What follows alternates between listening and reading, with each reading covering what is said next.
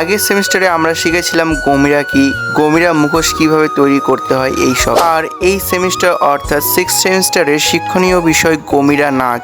যেহেতু এবার ইন্টার্নশিপটি আমাদের পরীক্ষার আগেই হয়েছিল, তাই পরীক্ষার জন্য এই ভিডিওটি দিতে লেট হলো। যাই হোক, আমাদের 5th সেমিস্টারের মতোই দীর্ঘ 5 দিন ব্যাপী এই ইন্টার্নশিপটি অনুষ্ঠিত হয়েছিল। প্রথম 3 দিন শুধুমাত্র নাচ প্র্যাকটিস হয়েছিল, কিভাবে বিটের সঙ্গে তাল মিলিয়ে নাচতে হয়, কিভাবে বিভিন্ন চরিত্রে অভিনয় করতে হয়, বিভিন্ন চরিত্রের অভিনয় এবং নাচের মাধ্যমে কিভাবে দর্শকদের মন জয় করা যায়, এই সব বিভিন্ন প্রকার প্র্যাকটিসের মাধ্যমে আমরা আমাদের ইন্টার্নশিপ মেন্টরের কাছ থেকে প্রথম 3 দিন শিখেছিলাম। ডে 4 চতুর্থ দিন আমরা এই ইন্টার্নশিপের ক্ষেত্র সমীক্ষার জন্য বেরিয়েছিলাম ইটাহার ঝাড়খালির উদ্দেশ্যে। এই ক্ষেত্র সমীক্ষার জন্য প্রত্যেককে আলাদা আলাদা গ্রুপ তৈরি করতে হয়েছিল, তাই আমাদের গ্রুপের 6 জন মিলে আমরা ইটাহার ঝাড়খালি পরিদর্শন করে সেখানকার বিভিন্ন তথ্য সংগ্রহ করে আমাদের সমীক্ষাটি সম্পন্ন হলো। ডে 5 শেষের দিন আমাদের রায়গঞ্জ বিশ্ববিদ্যালয়ের মাঠে ইতিহাস ও বাংলা বিভাগের একটি গমিরা নৃত্য সকলের সামনে উপস্থাপন করা হয়। সেখানে উপস্থিত ছিলেন বিশ্ববিদ্যালয়ের ভিসি স্যার এবং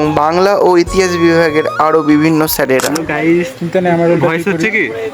সবই হচ্ছে। হ্যালো গাইস, আজকে আমাদের এটা কি হচ্ছে বলো তো? ইন্টার্নশিপ।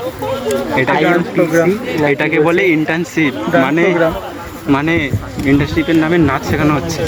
ভবিষ্যতের ছেলে মেয়েদেরকে নাচ শেখাতে হবে। ওদিকে দেখা